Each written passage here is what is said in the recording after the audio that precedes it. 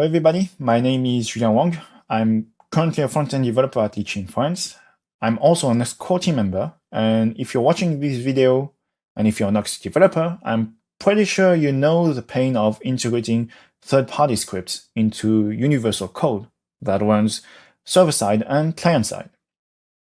So the Nuxt core team, in collaboration with the Aura team from Google Chrome, has created Nuxt scripts, a module that aims to greatly improve your developer experience with third-party scripts and also to provide better performances, privacy, and security for your users.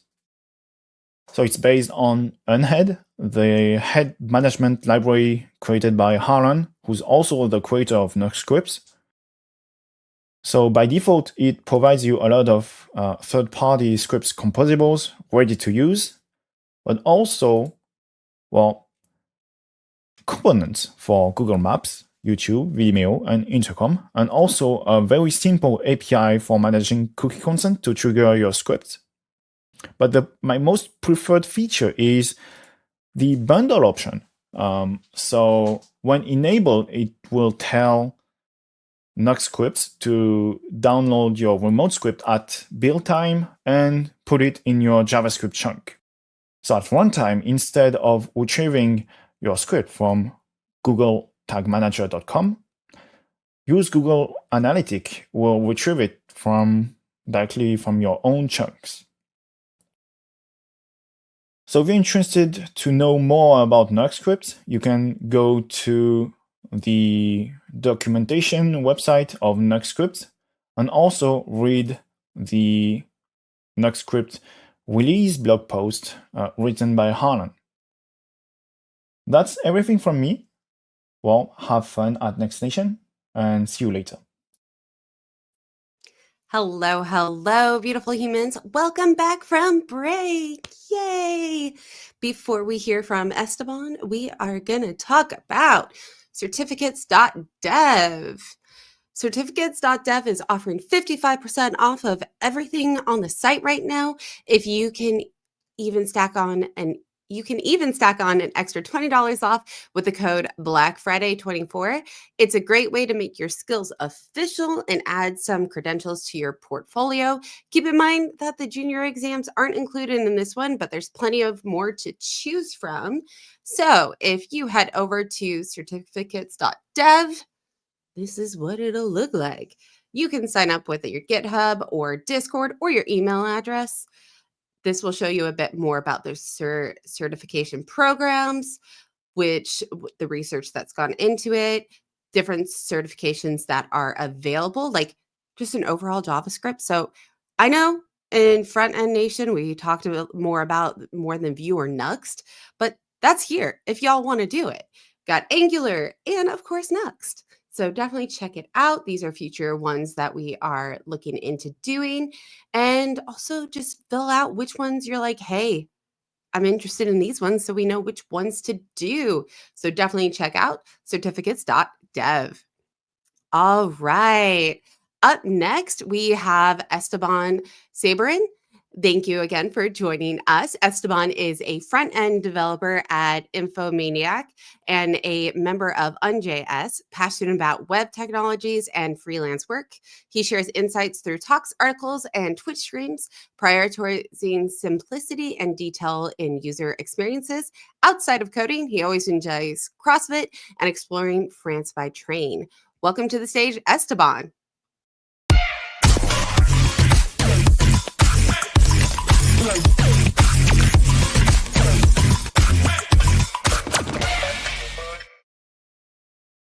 Hello everyone, I'm thrilled to be here today at Next Nation.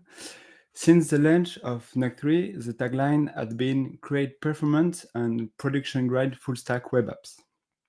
But what does that really mean and how does it stand today? And prepare your phone, you will have a QR code to scan in a few slides. Before we dive into the topic, let me introduce myself.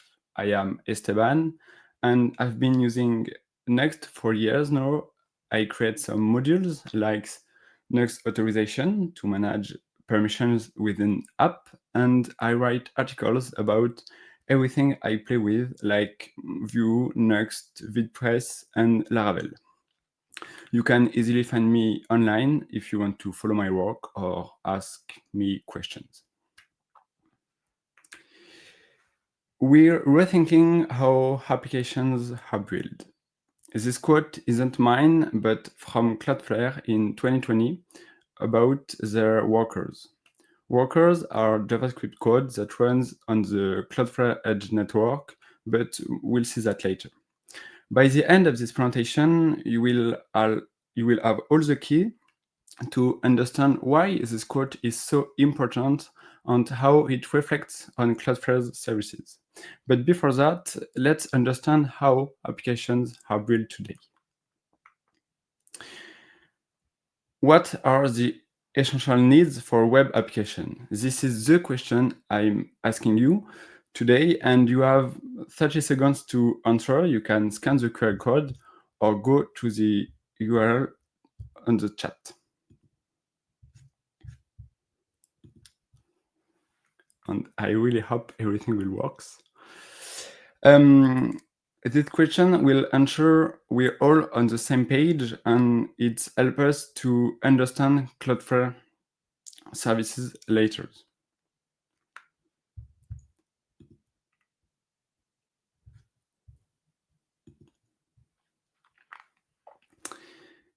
Oh, we have the first one.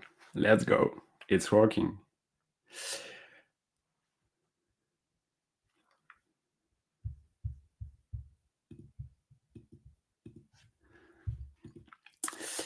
So the answer to this question is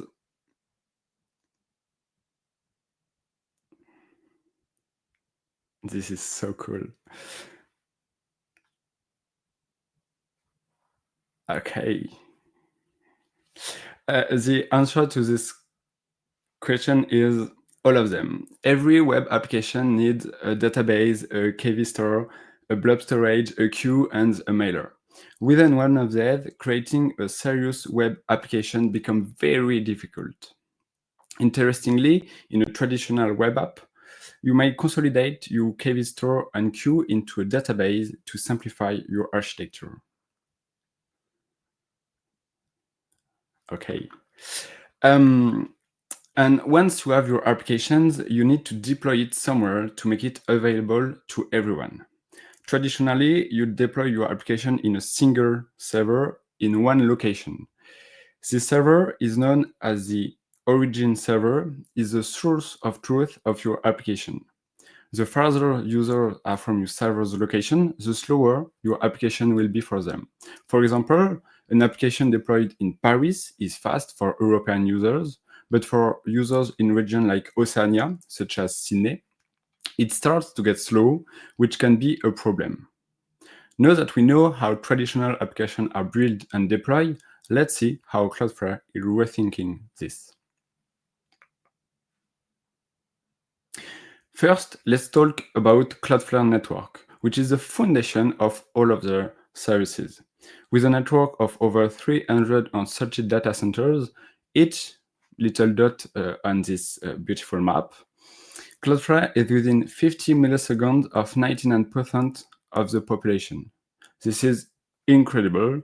And unlike traditional providers with regions like EU West 3 or US East 1, Cloudflare has a single region, Earth. This means that your code is deployed near everyone in the world without you having to manage it. On top of the network, Cloudflare has built a set of services that developers can use to make their applications.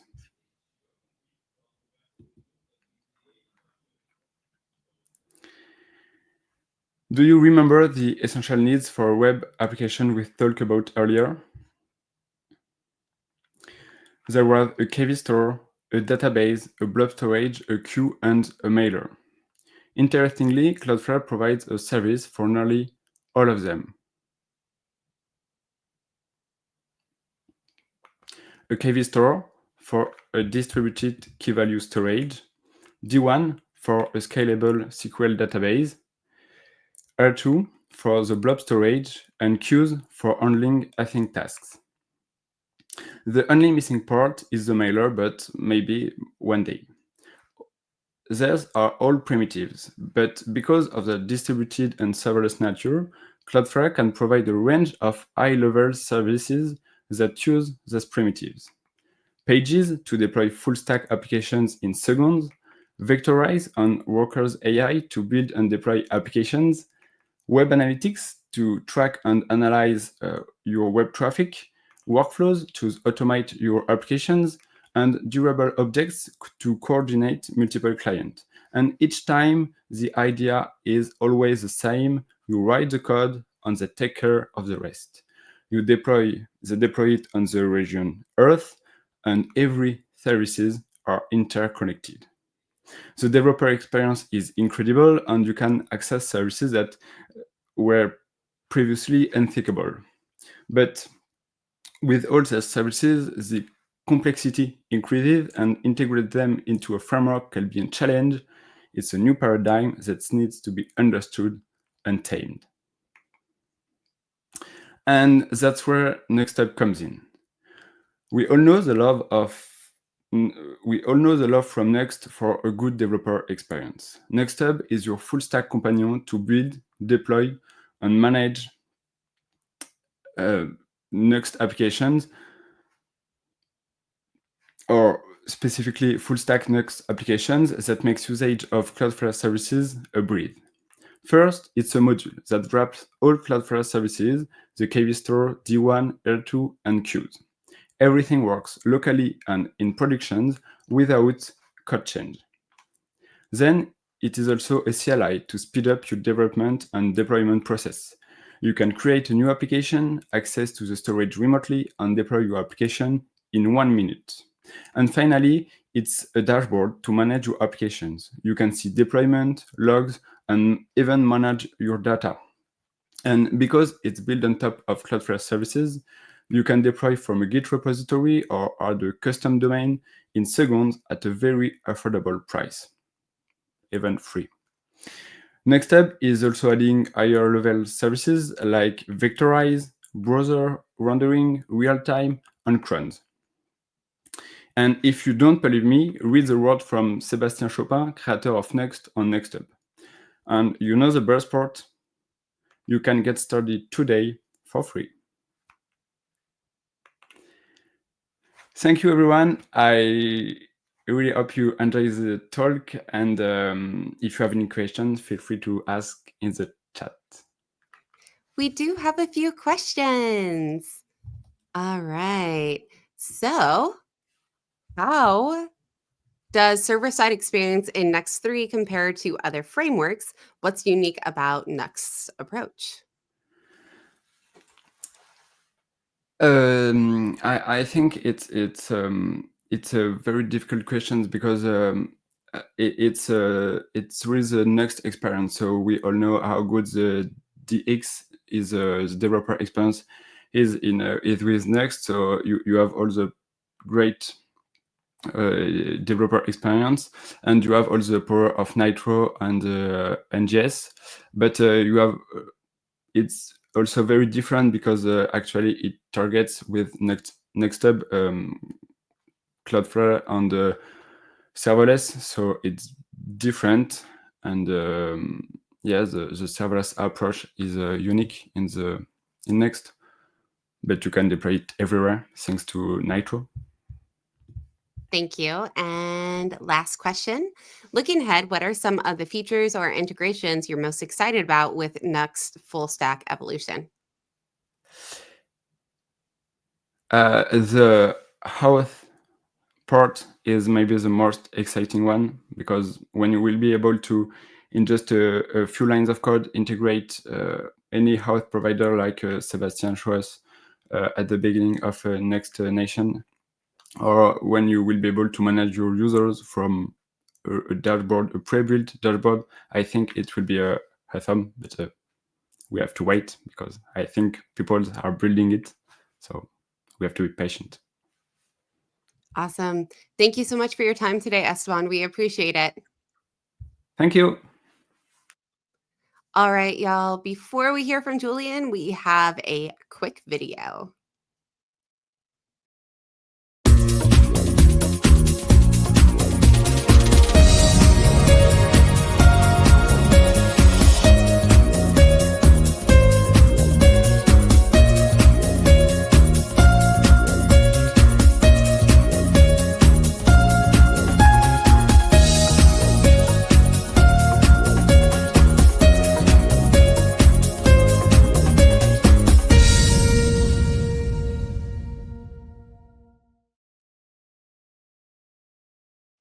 All right. Up next, we have Julian Huang here for another lightning talk. He'll be discussing how to contribute to Nuxt, which I'm very excited to find out more about. Julian is not just a front-end developer. He's an open source contributor and an essential part of the Nuxt Insiders team.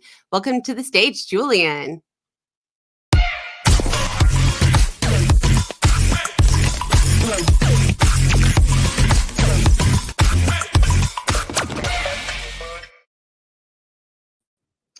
Hi everyone, glad to be here again this year. So last year I was here talking about open source as a junior developer, and tonight I'd like to talk about within the span of 10 minutes. I'm not going to tell you you'll not be able to contribute to Nuxt immediately, but at least tell you how the Nuxt repository work. So you get the basics, and if you have any issues, you know where to look at. To begin with, well, my name is Julien. I began my journey in development in 2020. I'm currently a front-end developer at Litchi in France, and I'm also a Nuxt core team member. So this is where you can find me. If you have any question, feel free to send me a message. During my free time, I like to practice music. Of course, like probably many of you, watching a lot of animes and playing video games, but I also do a lot of open source. And speaking of open source, from my own personal experience, I started to contribute to Nuxt almost 3 years ago. And in the beginning, I know it can be hard to get mentally prepared to do open source, maybe because of fear of being judged or imposter syndrome. Like we are all impressed by what maintainers are doing, or we can also be impressed by the complexity of open source project. Just don't be scared.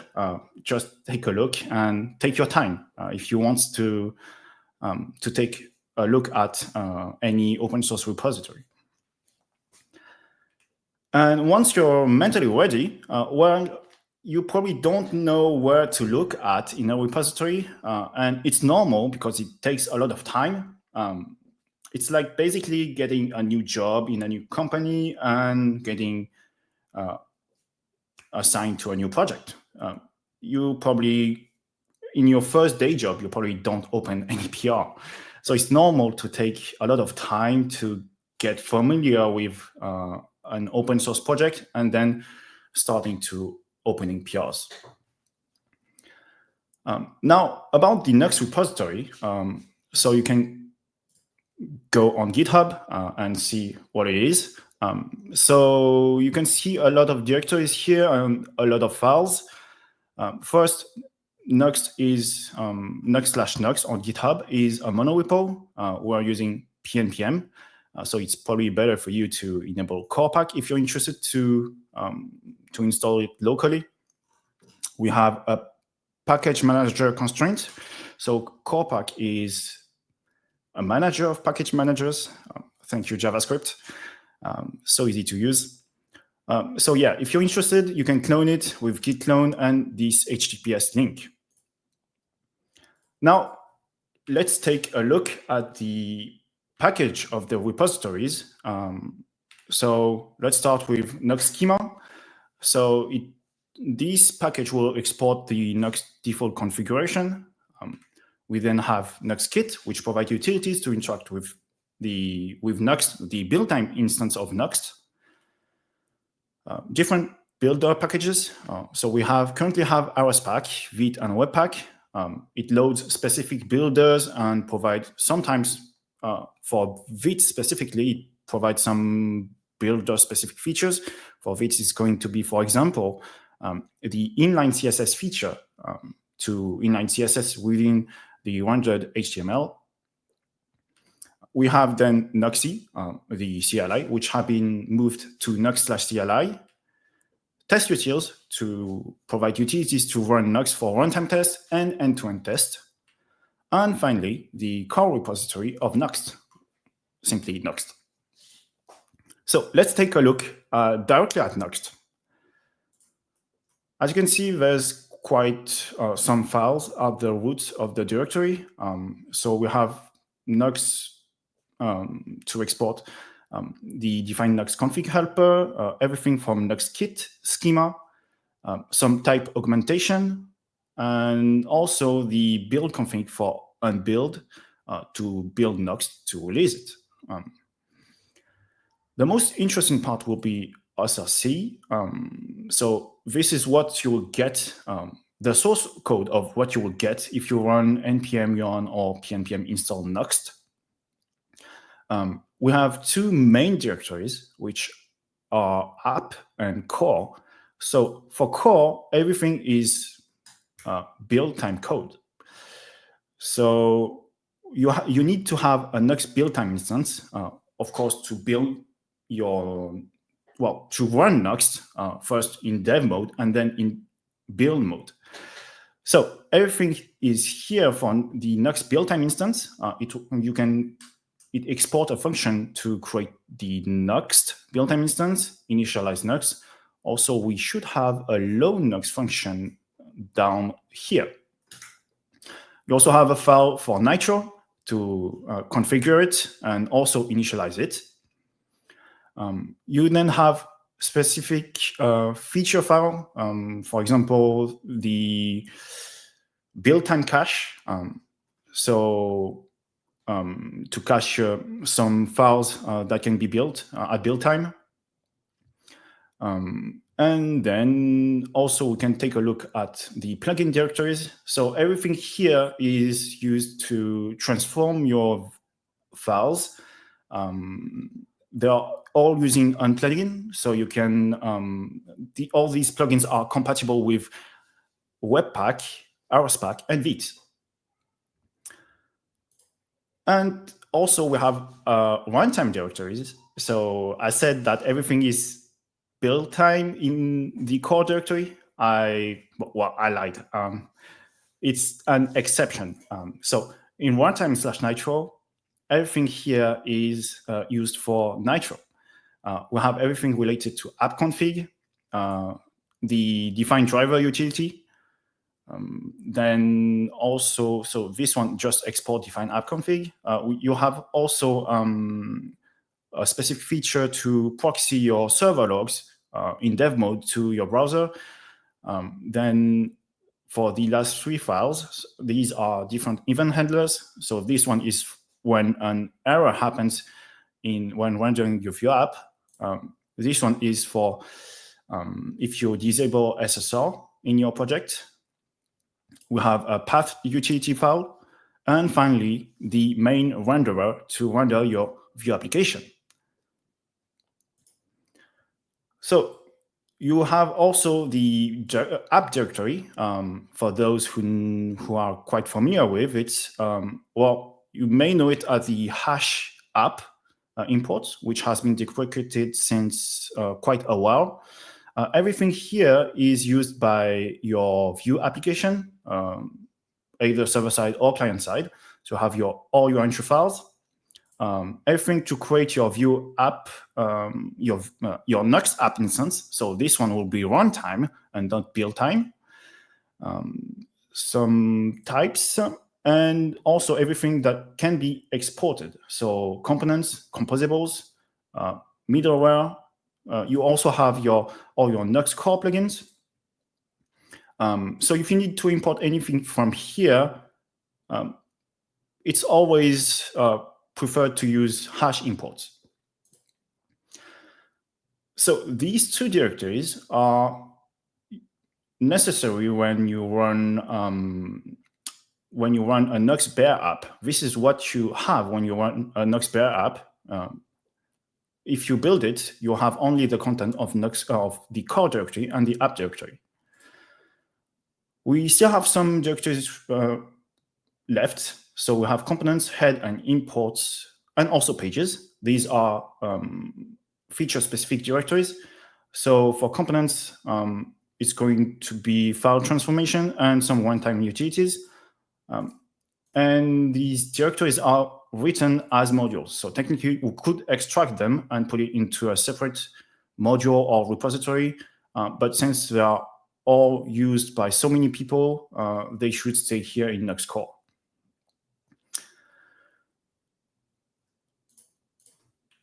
So what happens when you run Nuxt? If you run Nuxt build on Nuxt dev, the CLI will import load Nuxt from NuxtKit, which will import it from Nuxt. It will create a Nuxt build instance and then build Nuxt. And the difference is between build and dev is just after build Nuxt, it will either, well, if you build Nuxt, import the bundle function from builders, and if you're in dev mode, create a Nuxt dev server with Nitro. So it means that if you are able to create a very minimal reproduction without any other modules, you will have to take a look at either CLI, Nuxt, or Nitro, or even some NGS packages if you have any issue. I haven't talked about docs, but we also have, well, of course, some of you may know Nuxt.com, the website. It's hosted at nuxt/nuxt.com on GitHub. And we also have docs directory at the root of the Nuxt core repository. The objective is to, we split it like the content and the project, is to be able within a single PR, if you create a feature, to modify the document, update the documentation and the active code. Now, once you've opened a PR, just a small advice, try to run a linter, try also to run a type check and the fixtures. Because I know it can be annoying to open your PR, then seeing that the CI is red, and then getting back on the PR to commit, to push any commits. Last pieces of advice. I know I've been taking a bit too much time, so don't hesitate to ask for help on issues. If you're willing to take it, you can ask it to the issue author for more context. Maintainers can also give you hints on the scope of the repository to modify. If there is any issue that has a clear scope, we usually put a good first issue label on it. It doesn't mean that the issue is very easy to solve, but it just means that you know where, you should be able to know where to look at by reading the issue. Sometimes a discussion label can pop up on the issue. It means that it will either be discussed within the issue or that the issue will go through, will be discussed among team members. There's also a lot of way to contribute. It's not about only code contribution. We also have issue triaging, answering discussion questions, reviewing PRs, reviewing also typo in PRs. So yeah. I have one last slide to finish this lightning talk. It's just to say thank you to everyone here. Nuxt wouldn't be what it is today without you, because we have now a huge community, active community with a lot of contributors on Nuxt core, but also a lot of modules and a lot of maintainers for these modules, and over 1,000 community module contributors. So just saying it again, thank you, everyone. All right. Thank you, Julian. We have a few questions for you. Let's see. First off, how many people are responsible for reviewing the MRs here and approving them? So actually, there's anyone can put review on PRs. It's not like restricted to only the core team. We have also a team of insiders. Well, it's now called the ecosystem team. But like basically everyone can go on PRs, take a look, and review it. It can be typo or review on active code. But to approve it, well, it's going to be either the core team. Usually it's Daniel, to be honest, and well, yeah, Daniel has been doing a lot of work. And I think if you've made a PR review, you should be also able to approve it. I'm not sure about it, but normally yes. Great, thank you. All right. What are the linting rules if we wanted to contribute to a repo? As mentioned, it's better to lint the code first. The linting rules are in ESLint. I forgot if we are already using Nuxt ESLint, but we should, if not. Just run a pnpm lint fix, which should automatically lint your code before submitting your PR. Perfect. And last question, are there any parts of Nuxt or on JS ecosystem that really needs new contributors? Well, I guess we always need contributors. I know Daniel has been doing a lot. He's working like every day, sometimes like very late, up to probably 11 p.m. So I just hope that we can try to ease not the pressure, but the amount of work for everyone. And if people are willing to contribute, it also makes Nuxt better quickly, I guess. One thing that I've heard in past Next Nations and other conferences is that languages are always one of the biggest asks for documentation for contribution. Yes. Currently, we're staying with English. I'm pretty sure there is plan for translation. I have to confirm it. So I won't confirm if there is any plan for any translation here. And about contribution, yeah, it's not an obligation, but I know there's a lot of people who are willing to contribute, but who are maybe scared. I was scared in the beginning too, and also, well, who knows that it takes a lot of time to get familiar with how a repository work. Yeah, definitely. Well, thank you very much for your time today, Julian. Thank you for having me. All right, y'all. Before we go into our next speaker, we are looking at mastering Nuxt. Building with Nuxt is already fun. If you want to take your Nuxt skills further, you're in for a treat. Mastering Nuxt course is now just $154, down from $269 when you use the code Nuxt November. I feel like this should be like what's after Hacktoberfest. Nuxt November is where we need all the contributions, right? This is the lowest price we've ever offered. It's perfect for anyone looking to really get into the details of building powerful apps with Nuxt. Don't miss out. Head over to masteringnuxt.com before the offer ends. And at masteringnuxt.com, you can go ahead and sign up for the course preview, get the complete course, get an introduction of Mastering Nuxt 3 with Daniel Rowe. We heard from him yesterday, and build awesome websites. So this is definitely something to look into. We also have the outline here.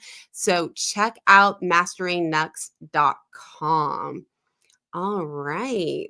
So on to our next speaker. It's Puya. Yay.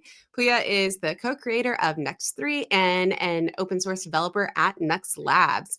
He'll be sharing his insights and give us a warm welcome to Puya.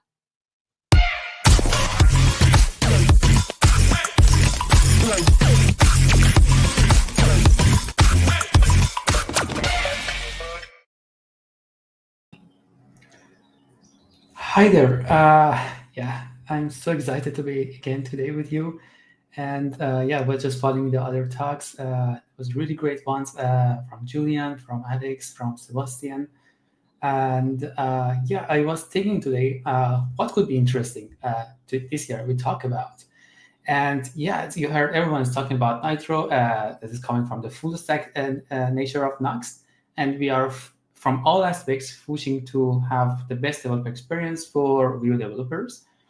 Either it's like for the front end side or for the back end side, they are all together as a unified front.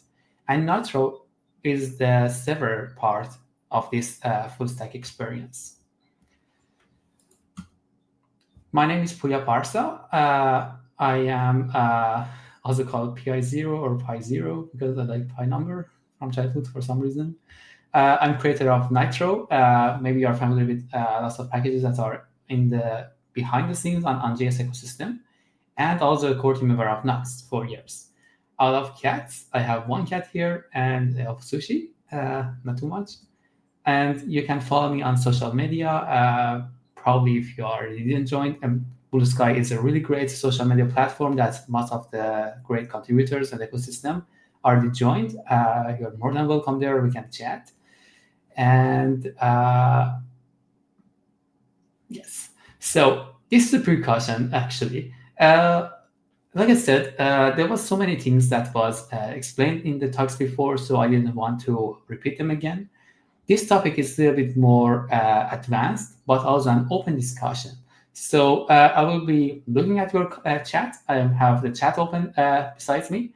And during this presentation, I will show you some code from the internal of Nitro. Just wish me luck because I didn't practice. So yeah, it's just something more open. That today, if you are interested, if you want to know more about internals of Nitro, or you want interested to contribute to Nitro, I think that's the best opportunity now. Oh, nice sushi emojis there. Yeah, now I want to order. So what is Nitro? Nitro is the second half of Nuxt. That's the full stack server engine of Nuxt. And we started Nitro as part of Nuxt 3 development. When you start Nuxt development server or Nitro development server or some other meta frameworks that support Nitro, it creates an isolated development service worker. And during dev, it puts all the code that you have in that server. You can quickly reload it, and every time you save, it's reloaded. When you want it ready and you want to build and deploy your application to production, it bundles everything. It combines different parts. First and most importantly is server-side rendering. That comes from your Nuxt application, your Vue components, and your other Nuxt stuff. Everything that Nuxt builds from Vite comes to one part. Nitro takes your also API routes and anything else that is related to the server and bundles everything together. But there is an important part in it. It makes sure that everything that is bundled is working, is going to be work in any deployment platform that you have, and it's taking care of that. How? With so many different things. First and most important part is that Nitro provides, and powered by some Node.js packages, provides some abstractions. Like for storage, it's not Node.js file system, it's an abstracted key-value storage that can be mapped to the Cloudflare storage, for example, or any other deployment like Redis or anything else. Like database, like WebSocket APIs, which is completely different between platforms and API handlers. We try to stick with the standard, and if there is no standard, we try to make something that is familiar, developer-friendly, and also compatible with most of the runtimes. So whatever you write inside Nitro and also powering Nuxt, it's agnostic. It can work anywhere. We also add Node.js compatibility to your deployment. So if you're deploying to platforms like Cloudflare Workers or using Nuxt Hub, which makes it also one more layer easier for you, all these layers, Nuxt Hub and Nitro, powered by a compatibility layer called onEnv, which is also used by Cloudflare itself, try to convert everything you have, every dependency you have that is probably made for Node.js to be deployable to that platforms, which makes everything easy. And also we add web compatibility APIs for Node.js.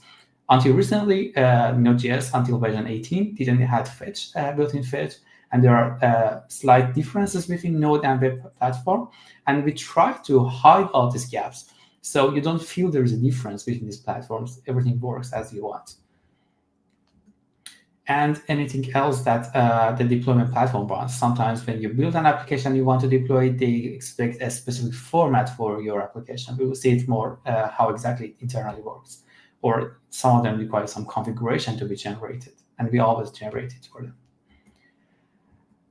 With using Nitro, like I said, Nitro was made for Nuxt 3. It was part of Nuxt 3 development, so that was the first platform. For better testing and making it more open to the ecosystem, like everything else we do on JS, we extract it as a standalone server engine. But Nuxt is the official framework, meta framework, that is using Vue and Nitro for server backend engine. There are other great frameworks like Analog.js that are joining, and there are other frameworks like Solid.Stack and TanStack, which you don't have exactly the same API surface, but behind the scenes they also leverage Nitro for deploying platform. So they have different conventions, but you can still use Nitro power to deploy to any platform you like. And we hope to extend it to the even wider ecosystem. I talked about OnJS. I'm pretty sure you heard about OnJS a lot. You probably saw some of the repositories there, and there is a single philosophy behind them.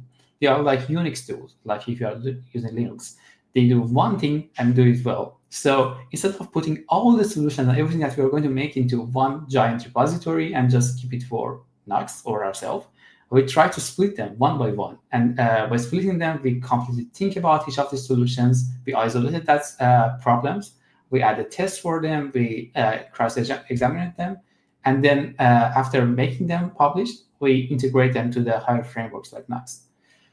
One of the oldest packages there is Consula, which today has a lot of downloads. It's what gives you that beautiful CLI output that you have in Nuxt applications when you run a Nuxt dev. There are things like H3, which is the server framework. In Alex talk, he used H3 event handlers for being a server. It's like Express, but made for modern web platforms. There's an abstraction for a storage layer that is the storage layer of Nitro. There is abstraction layer for WebSockets and so many things. Also for like building a CLI, we wanted to make a framework for it, so it's City. And there is 50 more libraries there. It's a lot of things happening, and most of the times we made them because there was not a good solution. So we spent time to make that perfect. And if you have any ideas to add to this collection, it's always more than welcome.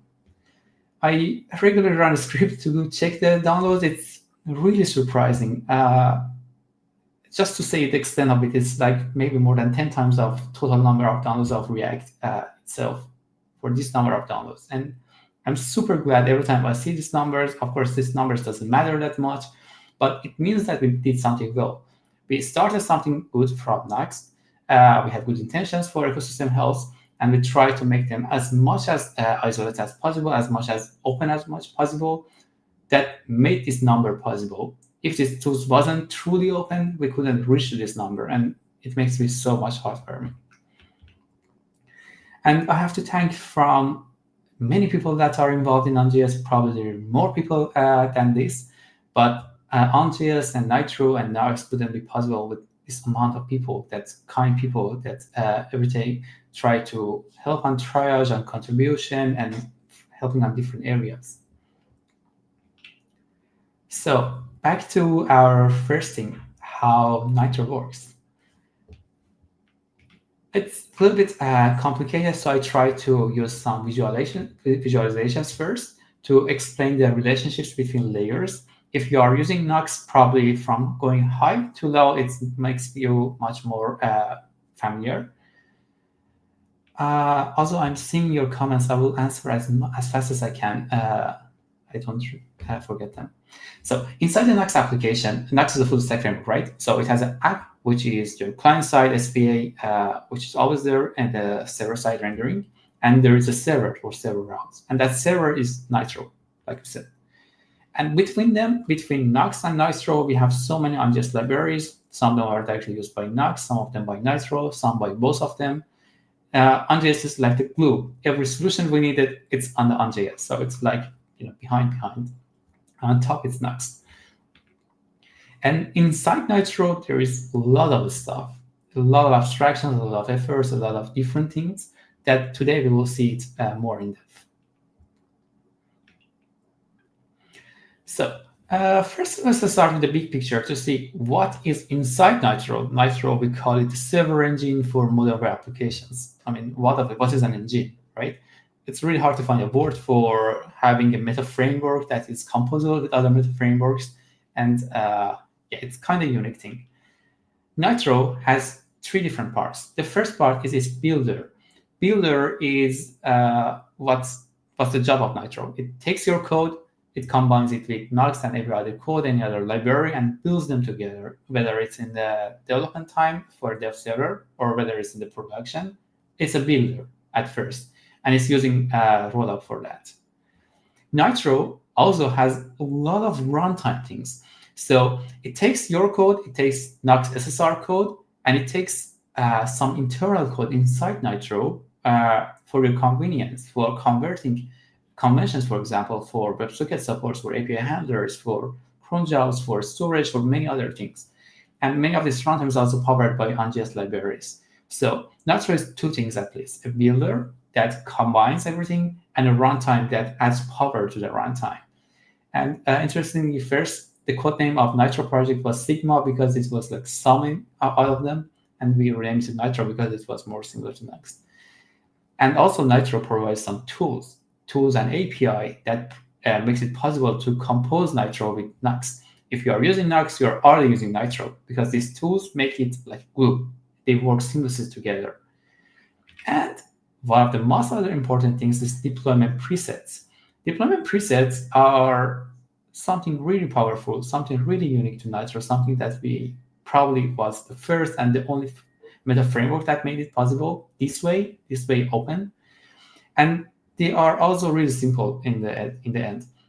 Powered by both builder and runtime API of Nitro, they are actually configuration presets that configures your Nitro application, whatever you build, when you want to build it for deployment, and deploying it, to add the entry point that's required for the runtime, add every configuration that it needs, configuring on env and on the other places, and prepare your application for deploying to the platform. So you don't need to change any single line of your code. You don't even need to add a single configuration because Nitro can auto-detect the preset during deployment based on the CI/CD environment. It's all magic, and all of them together work. The first part was builder, right? So Nitro has a builder that builds your input application. Builder works in 2 places. When you use Nuxt Dev or Nitro Dev, it starts a development server. The development server is an isolated worker, and inside it there is a rollup watcher. And soon we will replace it with Fleet for even faster reloads. But behind the scenes, it's a rollup instance right now and a development server. And when you are building your application for production, it's again same rollup configuration with combination of your current code, same thing that was happening in dev, and combining with the deployment presets that configure rollup for compatibility with the deployment platform and build it for production.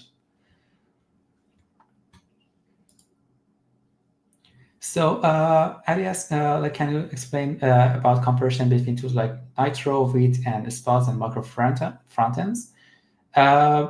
Nitro is not comparable. Nitro, it's like a toolkit of different things.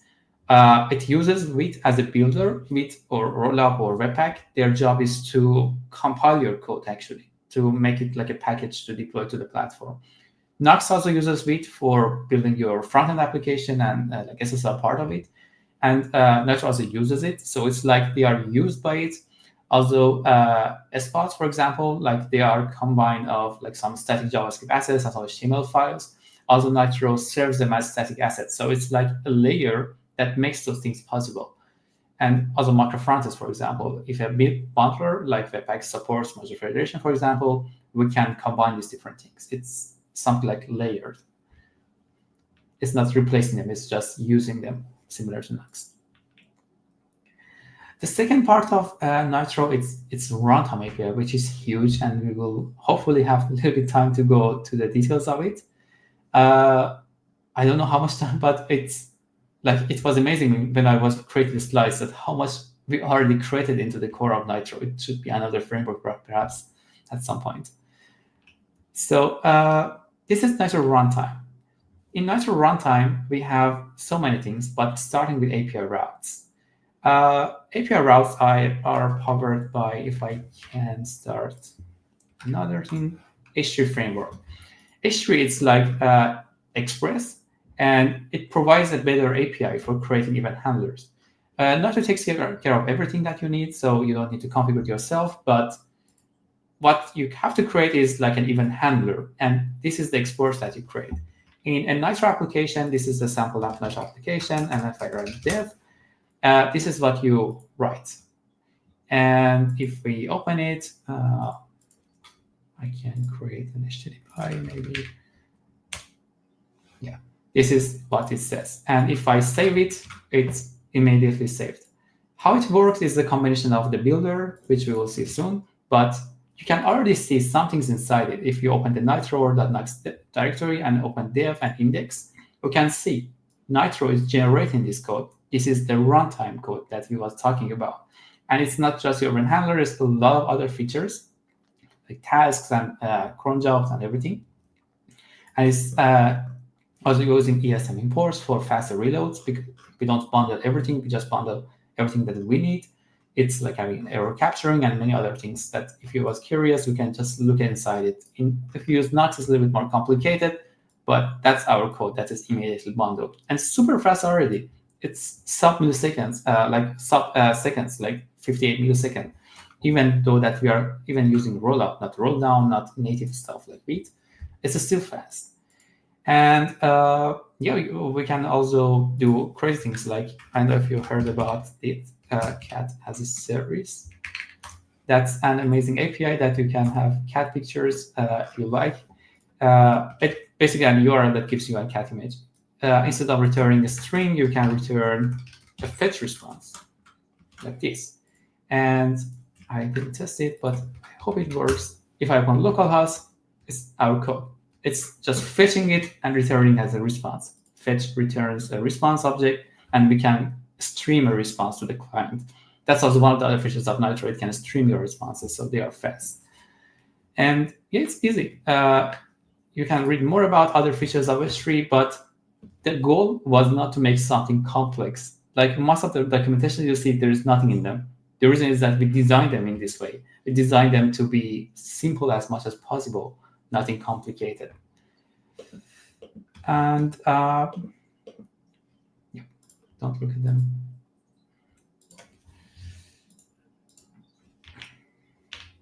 Yes, so that was the API routes. We also have route rules.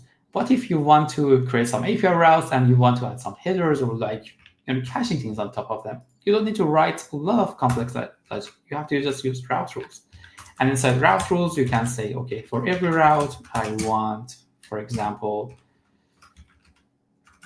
caching to be SWR and with a TTL of 60 seconds. That's it. Now our API can be cached. And as you can see, it's using cache control headers, and it's also faster. Behind the scenes, also Nitro used a layer called storage layer and also caching layer. Why we need a storage layer here? Like the answer is that we are caching things. If you are caching and storing a response, you have to keep it somewhere, right? But we don't want to have a Node.js dependency. We want the code and everything in Nitro works everywhere. So we use another layer called onStorage, which is an agnostic layer for storage, and it's also possible in Nitro build that you can directly use the storage to store your values. But if we are enabling this magical route rule, Nitro takes care of everything. Already in dev server, it configures the storage that is compatible with Node and dev server. Also, it integrates it with the caching layer. And you can see inside Nitro Cache, it's caching our responses. So that magic that was happening is literally there. It's just using the caching layer and storage layer in combination. A lot of things happen behind the scenes, combining configuration and runtime. Also, if you have a static assets, it's really important for full stack applications. you need static assets. When we build a Nuxt application, you always have some JavaScript assets. If you are using content module, you have a static content JSON files. So it's essential for a full stack application to have all these building blocks. You need API routes, you need caching, you need storage, you need static assets to be served, also based on the environment, to sometimes also configure the deployment platform. We need plugins sometimes to add some logic to the server, to extend the server. We even might need a database, which is another feature, and it's called DB0. You don't need to configure it. It's already there, and you can use any database provider you want, only with something that is already there. You can enable the experimental flag, and as Alex mentioned, that the reason it's experimental is that we are evaluating community feedback. And believe it or not, you can just write it down inside another application. You don't need to configure anything. You don't need to install and run a server instance to do it. It just works. There was a question, so SWR saves response locally instead of just leaving another layer to handle it, right? Right, and more. So if you can see in there here, it's also setting a cache control. It's saying both the CDN layer, hey, please keep this response. If someone hit you within 60 seconds to respond it, do not call my function again. And also, it sends this header. So if in your browser or users in their browser, they will visit the page once, they don't even need to hit the CDN layer anymore. It's adding both headers for the clients and all the CDN configuration.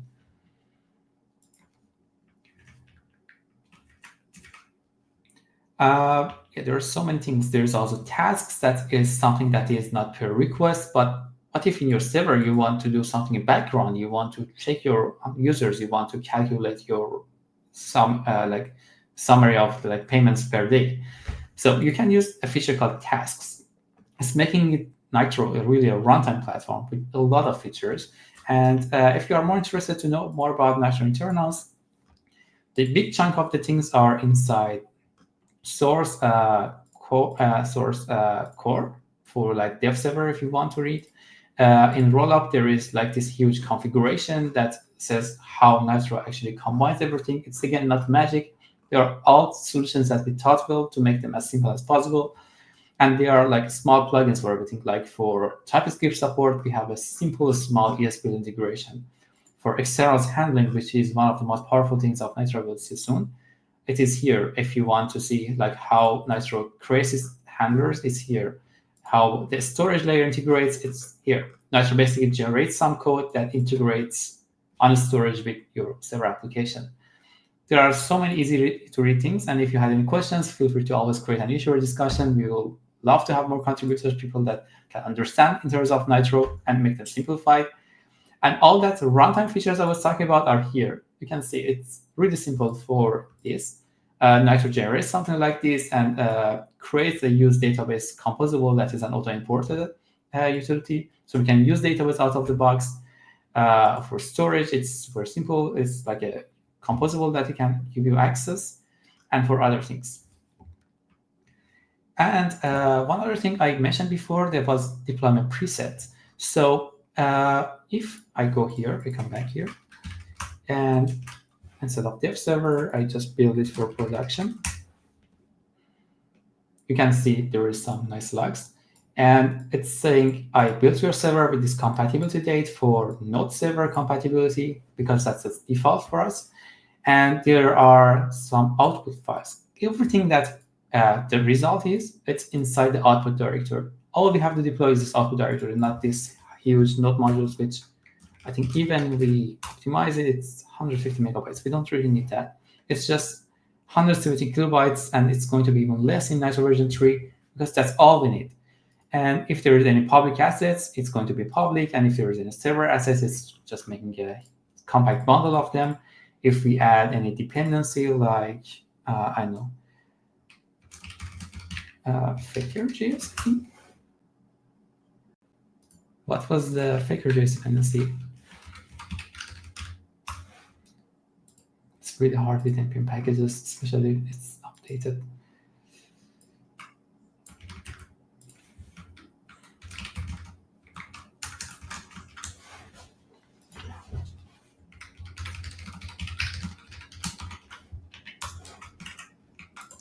and how it works. Let's just log into now. The point is that if you use a dependency like this and you build your application, let's hope it works. Yes. So if you are using some dependencies, you don't need that huge amount of the Node.js dependencies. We use a library from Vercel called Vercel NFT inside Nitro, which is inside externals.ts, that if you can read about how exactly it works, it creates a model graph and extracts exactly what we need for basically our dependencies. If you can see, like in node modules of Nitro output, there is only one dependency, Flaker.js. That makes this output directly portable. We don't have like a package.json with dependencies. It's like a bundled dependency, and it's all that's required for us to deploy everything to production. And also we have WebSocket layer, which is one of the really complex things that I had been working on. Because why? Platforms would agree on something. You can see inside, I think here, yeah, there is a huge complex table about all the differences. If you just want to use a simple WebSocket in different deployment platforms between different runtimes, there's tons of differences between them. And yeah, we had to unify these two all together. All you have to do in Nitro is just create a simple hook like this. You don't have to care about differences between platforms, and Nitro and NGS libraries take care of that for you. I talked about two parts. Runtime probably was so big, so sorry I couldn't have time to go more deep into each of these parts, but I hope that gives you some vision. And Nitro also have some tools, like we have a CLI that's powered by C12 for directly using Nitro. We have the upcoming kit and module system to extend Nitro Core, but with some differences from Nuxt. Nitro uses the same config loader as Nuxt called C12, which does all the magic. It has an open API generator, so as long as you have some routes, you can enable open API, an experimental flag for now. And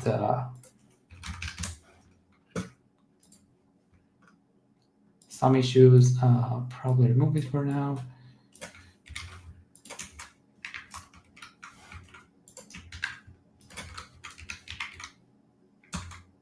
Insert Swagger, and yeah, it just generates our API routes, and that's for our main route. If you have some parameters, they will be shown here. But the instance is that Nitro provides so many other tools, not only runtime, not only build time, but also add-ons like this, and also route rules for tools. Thank you so much for attention. We just created a new Discord channel, and we are shaping a new community under Nitro.js.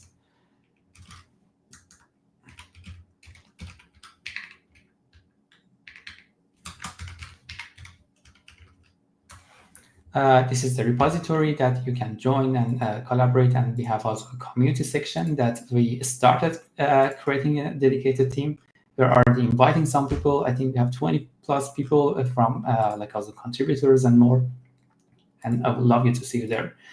You can also type in Blue Sky, and yeah, I will wait for a little bit to look at the questions if you have anything in particular. We have lots of questions. Lots of questions. All right, let's get started with, and some of them I know you were looking at the chat at the same time, so we might ask questions that have already been answered, but just to make sure everybody hears it. Any major performance wins coming down the pipe in the Nitro for SSG or for CF pages? Oh, so yes. One in particular to mention is that even if we have a full static deployment, we still sometimes need a server. There are some additional things that after mounting the application, we need, for example, just imagine you have a weblog. It could be SSG, but you need the counter of the live visitors. We can add it at top. So I think that's the first thing that you always could win by having a backend down the pipe. With Clover pages also, I think it's like their focus was first on the static assets, but there's always something that you want in addition. So I would say the server would never hurt to have it there. And also, like, for example, you saw the talk from Sebastian. Like for authentication, for example, we always need a server for secure authentication mechanism, even if like the site is full SSG. There are cases like e-commerces even that you want some SSG applications, like the pages are statically generated, but we need some add-ons on top of them, like authentication after mounting applications. So that comes in handy, I would say. Thank you. All right. What is your opinion of using Dino 2 when starting a new Nuxt project? Is it stable enough for a production project, or would you keep it for experiments at the moment? Well, to be frank, I haven't well tested Dino version 2. I had really friend chats with their team. I know they are doing a lot of efforts, which I really appreciate for Node.js compatibility. So at least it works out of the box. It's stable, it works. And yeah, they also respecting a lot for web standards and also like protection. For example, if the permissions are opt-in, like your application doesn't have file system permission or environment variables access unless you give it to it. So it's a really secure and modern runtime. I would really suggest to try it. I would personally use Node.js as my default runtime for timing because it's like the de facto standard. But these options are really worth to try, and they have really good teams behind them. Great, thank you. All right, can you explain a bit more about your comparison view on tools like Nitro, Vite, BinServ, SPAs, and micro front ends? Yeah, I think I quickly explained it during my talk. The thing is that they are like not comparable. They are composed together. We use Vite now in Nuxt, and we plan to use also Vite inside Nitro as a plugin, so it's possible. Also SPAs and macro frontends, like SPAs also like static assets basically. Nuxt also can generate them, and Nitro can serve them. And macro frontends are also, I think, a wider concept. But for example, Webpack module federation is something that we are also investigating for Nuxt. So basically, they just come together. They are not comparable. I like that. Thank you for reiterating. All right. In the future, do you see the Nitro builder using something like RSPack, Roll Down, or TurboPack? So yes, definitely we are investigating at least roll down integration as an alternative bundler because it's compatible, API compatible with rollup. It's an easy migration, and we probably do it with the current Nitro version 2. Like as mentioned, we are also investigating the Vite integration. I'm not sure about RSpec and TurboPack. It's something that needs more community efforts because in the source code we are heavily depending on the rollup ecosystem. And because rollup is also compatible with Vite. So we are a little bit leaned more about towards the things that are compatible with with rollup, like Vite or roll down. But others, I don't see any blockers as long as someone can make the compatible plugins for them. Thank you. Okay. And will Nitro 3 support async context use event in Cloudflare workers? Oh, thank you so much for mentioning it. That's actually like, to be honest, most of us internally, like talking with Sebastian time to time, we are really looking forward to enable this composable. It's there already. You have use event. There's an experimental flag for it, and it's already super stable for Node.js support. Cloudflare Workers also supports it, but supporting Node.js compatibility with them, we have some internal discussions going on. There is an internal proposal that is going to be open soon that makes Nitro able to auto-configure the Cloudflare platform. But this is something we really are looking forward, and I hope to backward it also for Nitro version 2, because it unblocks us for many things, including like OpenTelemetry and sensor integration for making magical things for Nuxt Hub. It's something really important, and we want to unblock it as soon as possible. Thank you. All right.